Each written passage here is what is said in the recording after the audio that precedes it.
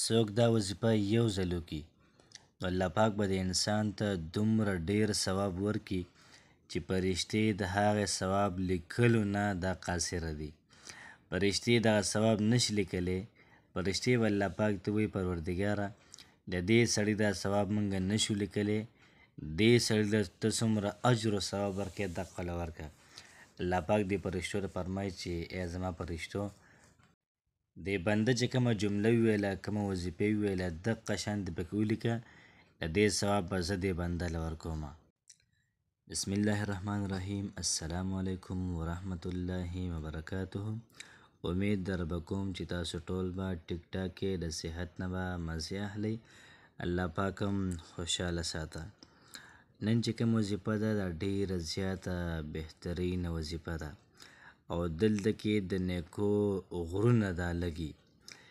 یو وظیفه ده او یو پیره چې ما ورته ووایو نو ما تا ته به د نیکو غرونه دا ولګي. کله کله انسان سره د نیکۍ دا احساس نه وي چې لکه یوه نیکي ده یا دوه نیکیانې دي یا درې دي یا څلور دي یا پنځه دي، خو دلته کې ما تا ته په یوې وظیفې په یو ځل ویلو باندې دومره ثواب میلویږي چې فرشتې د هغې د ثواب د لیکلو نه دا قاصره دي. کله د قیامت ورځ شي نو انسان به یوې نیکۍ ته دا محتاجه وي. یو انسان به یوه نیکۍ سیوا وي، دی به لاړ شي جنت ته. د بل انسان به یوه نیکۍ کمه وي نو دی به لاړ شي جهنم ته به لاړ شي. نو په دغه وخت کې دغه انسان پوره جهان باندې به وګرځي، څوک به یو نیکي ورنه کړي.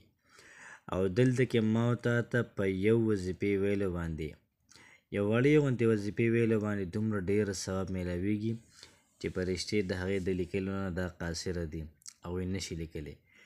نو راځئ چې دا وظیفه په شریکه باندې وکړو، نور ملګرو سره یې شریکه کړو چې هغوی هم په دې ثوابونو کې موږ سره دا شریک شي.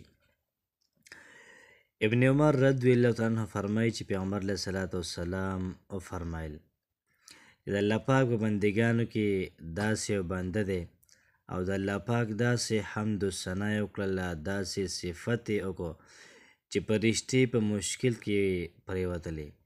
فرشتې ورته حیرانه شولې.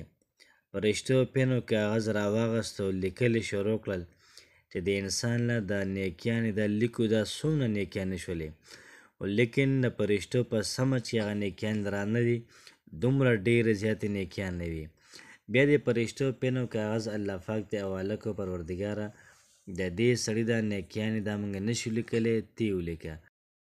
الله پاک به فرشتو ته ووایي چې زما د بنده دا کلمات څنګه وویلې، دقه شانتې دا کلمات دا ولیکئ، د دې ثواب به زه دې بنده له ورکومه.